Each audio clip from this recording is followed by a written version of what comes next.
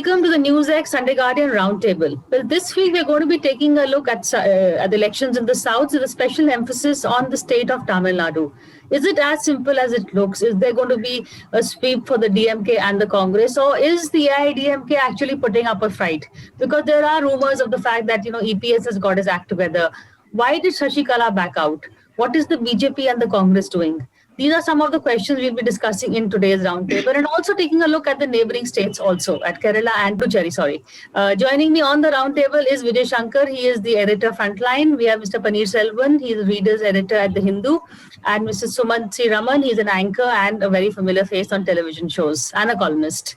Mr. Vijay Shankar, the view from New Delhi, let me tell you, and I'm sure we've got it all wrong, is that it's not such a clean fight as we thought it's going to be. There is the AIDMK is getting its act together. EPS is giving a fight back, especially in terms of his organizational strength. He's putting that on the table. What is happening on the ground, but? It's completely contrary to what is happening on the ground. I say this because not only because some opinion polls recently, they give a clear victory. There is a show some very clear. There is about emphatic victory for DMK. But more than that, actually, we get report from our reporters of other Tamil newspapers, and all even television reporters I've been speaking to. They say that what they say is on the ground. In many places, ADMK has given up the fight. Actually, they are not even campaigning in some constituencies, especially in BJP constituencies. This campaign is not happening. And on the other hand, another indicator is a kind of desperation I see in ADMK's campaign. ADMK and even Mr. Modi's campaign 2 days ago, kind of desperation because they are clinging on to one issue of this women being insulted. Women, that is, it refers to some remark made by Mr. A. Raja, referring to it. Even the Prime Minister responded to the entire thrust of his speech. He spoke about some development. But thrust of his speech is clearly focusing on one theme. That is, if you elect DMK, it's going to be unsafe for women, which is completely contrary to the experience of women in Tamil Nadu. You can just find out from women working in Tamil Nadu. This is one of the safest states. And the entire campaign now is now reduced to not even election manifesto. ADMK BJP campaign is now focused on only one issue. It's not safe for women in Tamil Nadu because of one speech by Raja, for which he has apologized. So still they are going ahead with this. So it has become a one point election in many constituencies. That's why I say that I see a kind of desperation in the ADMK BJP camp, whereas Mr. Stalin's campaign, on the other hand, he exudes confidence. He's evolved a new style of campaigning where he is in conversation with people and you can see huge crowds. And very interestingly, television cameras in Tamil Nadu, they don't show when it comes to EPS campaign, mainly EPS campaign, where they don't show the crowds. Actually, in many places, the crowds are moving away. In contrast, complete contrast, DMK campaign, and especially with Stalin's campaign, is attracting large crowds. But I'm not going to say that you can go by crowds. But there are so many other indicators, and there are other factors which will come back to later. It shows that ADMK vote base is eroding. It is getting eroded fast. It is already eroded. Lack of unity inside the ADMK and AMMK factor, and many other factors are working against ADMK, especially in the south. Okay. Sumant, your first take on this battle in Tamil Nadu? I see this as a very interesting contest, which has been, a little difficult, more difficult to predict than previous elections. I sort of disagree with what Mr. Vijay Shankar said to a sizable extent, because, look, at the end of the day, the popularity of the chief minister, nobody has anything negative to say about him. There isn't a great deal, there isn't an anti-incumbency wave against him. I think where the DMK has the edge, and I agree with him that the DMK has the edge as far as this election is concerned, is the arithmetic that they've put together. They've got in the Congress, they've got in the CPI, they've got in the CPM, they've got in the VCK, they've got in the MDMK, they've got in the Muslim parties, and the solid consolidation of the minority vote. So, you see, AIDMK traditionally was never seen as an anti-minority party. The DMK traditionally would get a large chunk of the minority vote anyways, but Muslims, in particular Muslim women, used to vote in large numbers for Jayalalitha. Now you have a huge, problem for the minorities, because many of them have been traditional ADMK voters, but they come and say, look, for the first time, we're going to have to vote DMK because the BJP is tied up with these people. So that, I think, is, Priya, that is 15% of the vote in Tamil Nadu. 2011 census, it was around 12.713. It is estimated around 15%. And that 15% is going en masse. It is going like 95% is going to the DMK Congress combined. So there is no other such a solid vote bank of 15% in any other community across the state, in such a significant number of constituencies. So that is, I think, especially down south, the districts of Tuticorin, the districts of Tirunelveli, the district of Kanyakumari. Kanyakumari is expected to be a clean sweep for the Congress DMK combined because of the huge polarization of the Christian electorate. And where the BJP has failed is they have not succeeded with counter polarization, which often happens in many other parts of the country. They have started, and I see this as a long-term project for the BJP. There is some element of polarization which has started. It may not, certainly I don't expect it to be enough this time.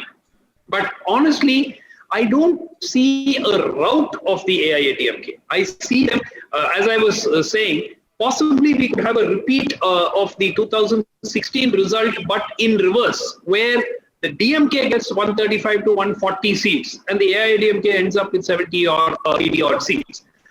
That is very, very, very much possible. But the DMK's edge primarily is not so much based on any ideology or performance. And I disagree with Mr. Vijay Shankar that the AIADMK is only putting this one-point agenda. This one-point agenda came only 4 days ago. So before that, they were campaigning on the basis of the government's performance over the last 1.5 years or 2 years in particular, which has been quite impressive. And the fact that there is, there has been there's been a fair amount in terms of freebies and other things which they've offered in their manifesto. And they have also been targeting the 2006 to 2011 rule of the DMK. You see, the DMK in 96 to 2001 gave a very good government. In fact, I would rate that as possibly the best government that I can remember that the DMK has given. 2006 to 2011 was a nightmare. That was when this rowdyism and land grabbing charges and all of that, people just went berserk. So the AIADMK is trying to tell people now, look, guys, you have to be careful with your land now. Please check, whether your land is still in your control. And bringing back those memories of 2006 to 2011. That may not have a huge impact, but certainly it does have some impact.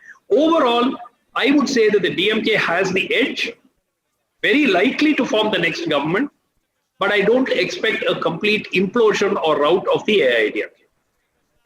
That's interesting, Bani, because usually, the vote goes one way, especially when there have been two personalities at play. Last time also we discussed how this is an election without personalities. How do you see the build-up of Stalin? Initially he was this very awkward pappu, sort of a Rahul Gandhi sort of a character who was very stiff with the people. But I think there's been a lot of work. Even Mr. Vijay Shankar talked about how he's, built his image into a more likable, reachable, reaching out, caring, sharing kind of a person. Yeah. See, two things. One, Mr. Paneerselvan, I'll just get you back. Okay. Yeah. Cool. Let's meet Sumant Raman to Sumant, sorry. Okay. Yeah. See, basically, Mr. Stalin certainly has emerged as a tall leader and as a leader who is seen by a large number of people as a chief ministerial candidate. I don't think that there is any doubt on that.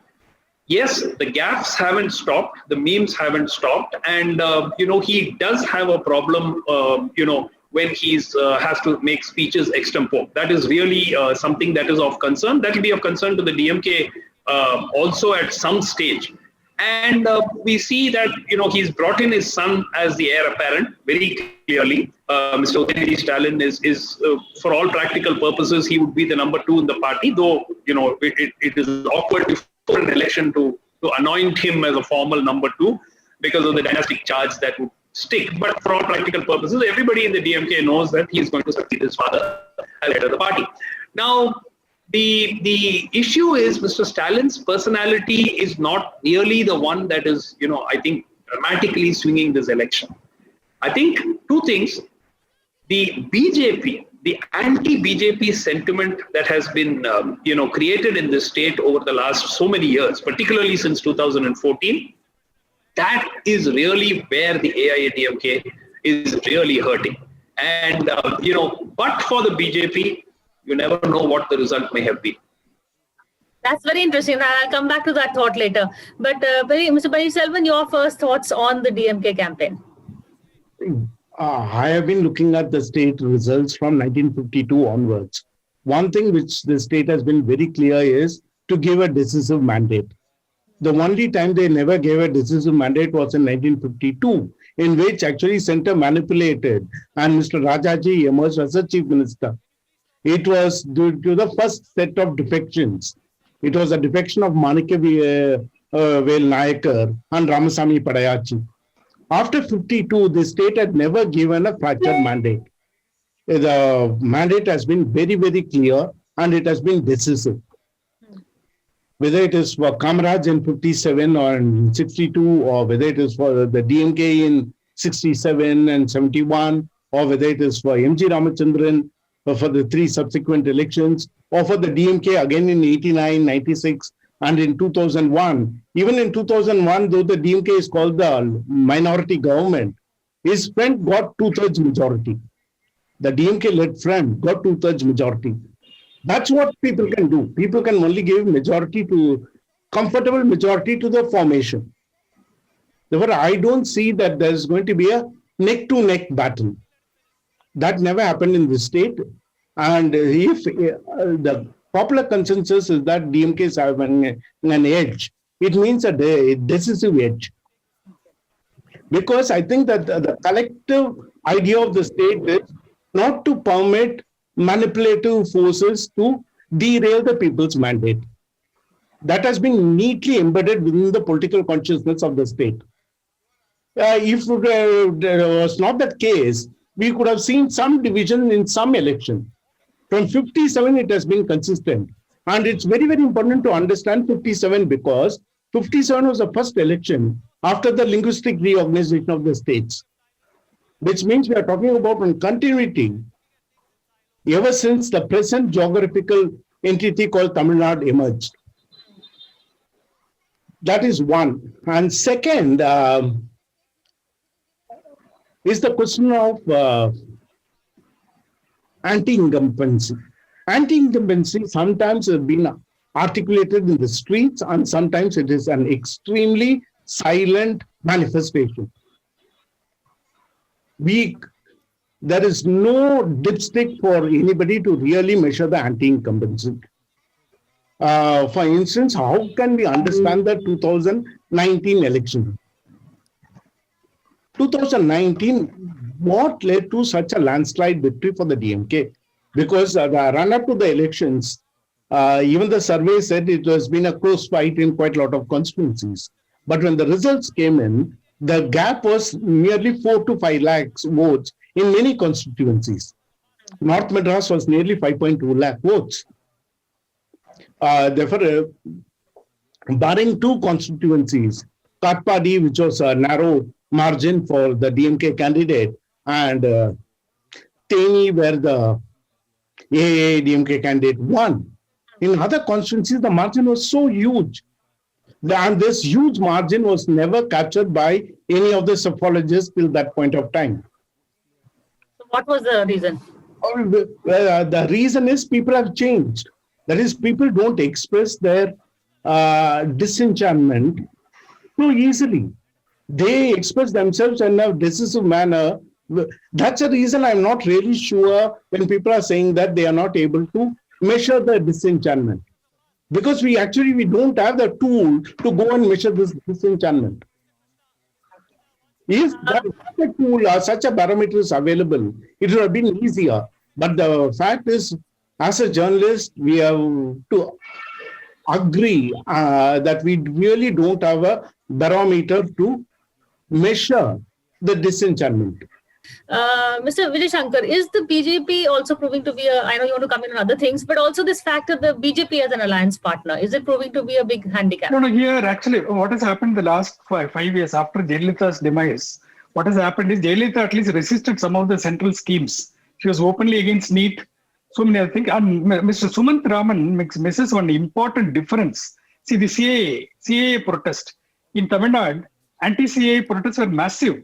And the so-called women voters, the vote bank, actually the anti-CAA protests have turned even women against BJP and ADMK, which is voted against, voted for the bill for the CAA.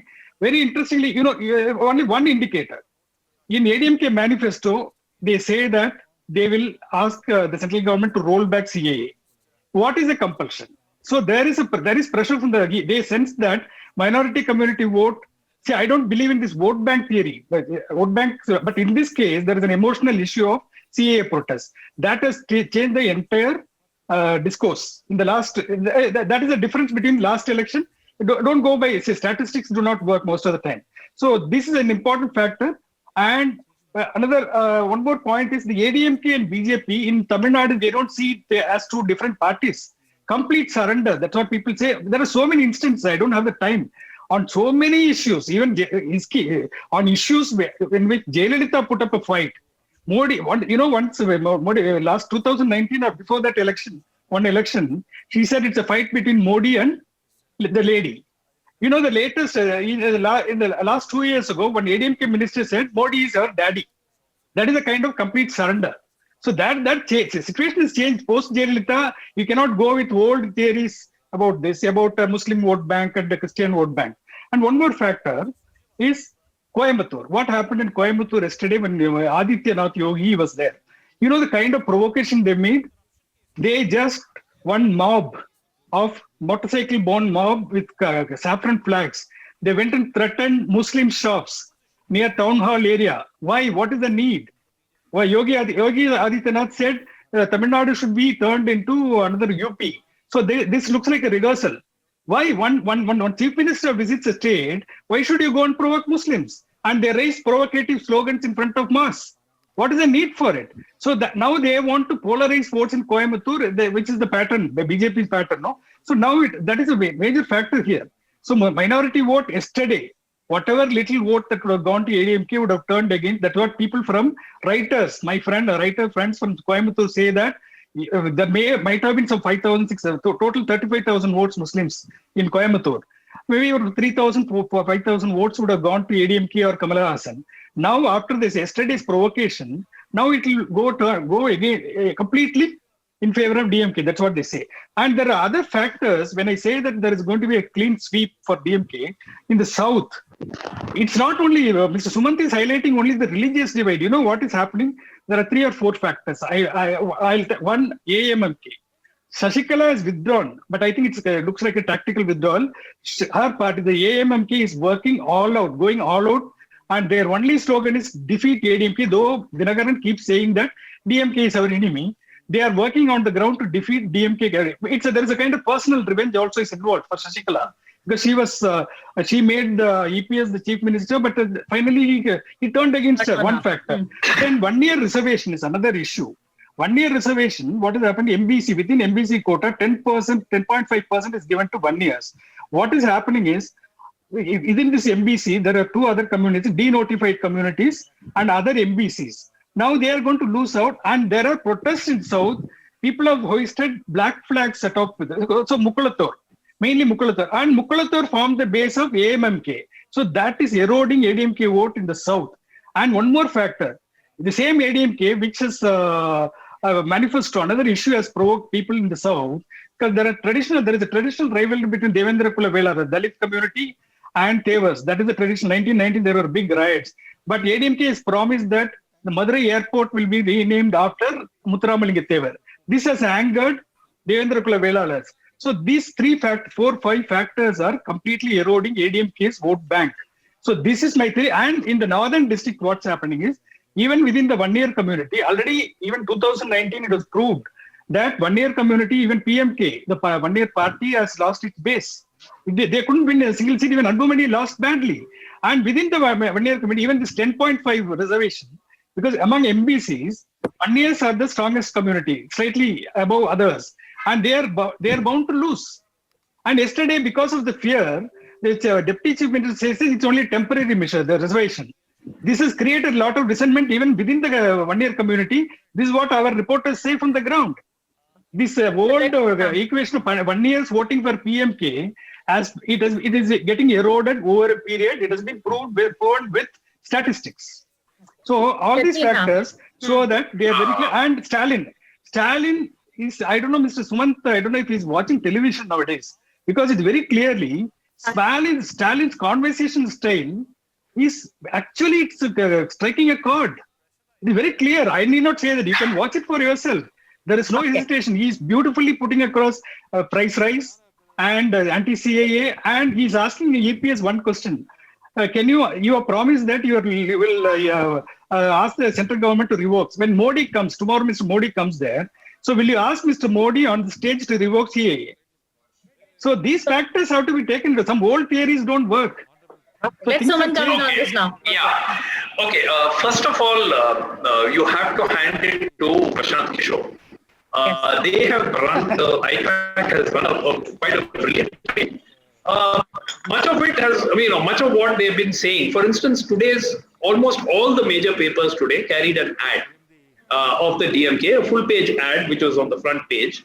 And it had about a dozen things. Pictures of what the AIADMK, BJP would do, and kind of it. Except that, several of them were outrageous lies. For instance, there is a person with a kumkum who is actually telling a child, you'll only have to do your father's profession. You cannot, why do you want to study? So, which is completely, nowhere does the new education policy ever speak something like that. So like that, there are a series of things. There is a cartoon of a LKG boy being told that you have to take NEET. Now, promises have been made of things which are completely outside the state government's purview. How can the state government get rid of NEET? I've been asking this question, whether it is the DMK or AIADMK, you are giving an assurance over something you have actually zero control. The only way you can actually get rid of NEET is perhaps by passing a law withdrawing Tamil Nadu from, students from practicing outside the state and giving only your seats to your own people. There is simply no other way, or the courts can eventually, the matter is already in court. It is for court to decide. The state government has already passed a law. President has refused to sign. Now, Stalin says he will pass a law. What is the guarantee the law will get presidential assent? So, CAA is the same thing. How does the state government get rid of CAA? Many of these things, there are no answers. The point is that does not matter at all. The impression has been created that the AIADMK are slaves of BJP, and once DMK comes, they will get rid of NEET, they will get rid of CAA, they will, that is the mindset that is why I said IPAC has run a brilliant campaign. It's not necessarily based on truth or fact, but the fact is they have got it into people's heads. Point number one. Point number two, let's take the 2019 election. Now that is the last election that we've had, the Lok Sabha election. The DMK Congress combined alliance led the AIADMK BJP alliance by 22%. It was a landslide, 38 out of 39. Absolute sweep. On the same day, on the very same day, assembly by-elections were held. Had the AIADMK in 22 seats, had the AIADMK failed to win at least 4 seats, the government would have fallen. 38-1 should have meant that the AIADMK failed to win 4 seats. It turned out to be 13-9. Okay? So the vote share difference, surprise, surprise, the vote share difference in the same constituencies, which was 18%, 17%, 22% in the Lok Sabha poll, turned out to be 3% difference. 42% for the DMK Congress combined, 39% for the AIADMK in the assembly by-elections. The defeat in the Lok Sabha election was a vote against Mr. Modi. It was a vote against the BJP, where categorically people said we do not want a BJP government at the center. That is as far as the 2019 Lok Sabha election.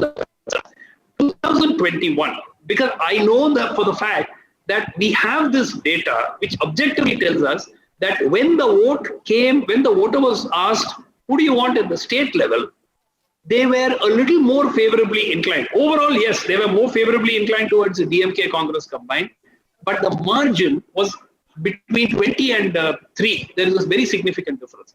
So the point I'm trying to make is very simple. That yes, the DMK does have an edge, but it is the propaganda machine. Look, it's been slick. It's been done systematically. It's been done over the last 1.5 years. And the regional media has had a huge role to play, in propagating this. Tamil is under threat. Your identity is under threat. Your culture will be gone. And we are the only people who will restore it. These people have surrendered. They have become the word they use in Tamil, which is slave. They are just slaves of BJP. The difference between AIADMK and BJP today. No, that narrative has seeped into the head of the average voter. And if the DMK wins, even today's ads, there's not even very little about the development that the DMK will bring. It's all about, your language is going to be finished off. Tamil Nadu is going to be called Dakshin Pradesh. I don't know where this came from, but the cartoon says Tamil Nadu is going to be called Dakshin Pradesh. I've never heard of a proposal of any BJP government or any government wanting to reach Dakshin Pradesh. But as I said, none of this matters. What matters is the Tamil channels will carry out debates on this, and they will say, and this will seep into people's heads. Hats off to Prashant Kishore. He's done a fantastic job in delivering the message to the even though it's mostly and changing the whole election narrative. So, man, I'm going to quickly, Mr. Paneer, one last quick word because we're totally out of time. So, one quick last word from you. Thing is to hand over the political processes to strategists is being terribly unfair to political parties. I don't think a strategist plays a role beyond a point. There is a limitation to it. Exactly. There are, internal imaginations is what a strategist is expected to amplify. The strategist has absolutely no clue. Therefore, now the idea is to use a strategist to reach a different set of people and also a different set of segments. Yes, there is a strategist who has been involved, but strategies is being used to amplify the internal imagination. Therefore, not one of these imagination is a strategist imagination. If that would have been the case, we should be finding it in Bihar or we should be finding it in West Bengal. We don't find these things shown either in West Bengal or in Bihar. Therefore, we can't shift this to the strategist imagination. Strategist was given, these are our core areas, help us to reach. Which means imagination is internal. Second, there is always a difference between the rhetoric and the fear. Fear is the one which comes out as rhetoric. Therefore, when Mr. Sumant Raman points out, where is the question of Dakshin Bharat? Who has said it? The whole thing is, it was the yesterday's advertisement welcoming Mr. Yogi Adityanath to Dakshin Bharat. The word Tamil Nadu was not there. Yeah. Dakshin Pradesh. One second. Dakshin Pradesh, what does it mean? Okay, that's what. Now the whole... What does Dakshin Pradesh mean? One second. When there is a fear, your rhetoric tends to be sharper. Therefore, there is a need to look at political rhetoric in context. Political rhetoric should not be viewed in absolute terms. Political rhetorics are devices to protect yourself from an eventual downfall. But this is the game that even the BJP plays, and now the DMK is playing it at the end of it. 1 second. Yeah. Okay. I am actually out of time, totally out of time. So I will have to interrupt and maybe call all of you back for another show. But we are totally out of time on this one. So thank you all for coming here, and I'll call you all back next week for sure. And we'll take this debate forward. Thank you. But thank you. Okay, thank you.